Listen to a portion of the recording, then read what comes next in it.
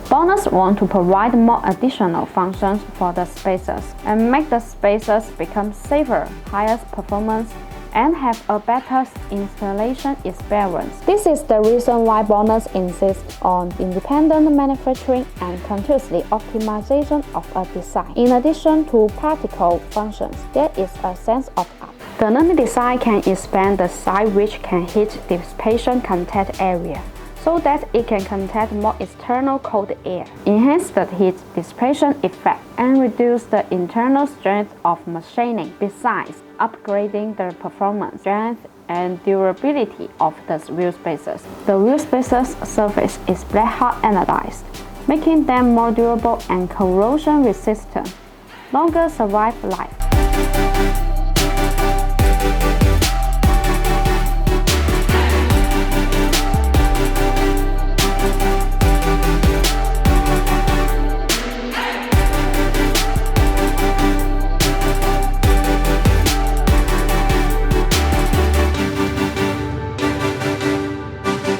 If you want to get the BONOSS wheel spacers, please make sure to see the link on the description. Thanks for watching and have a great day.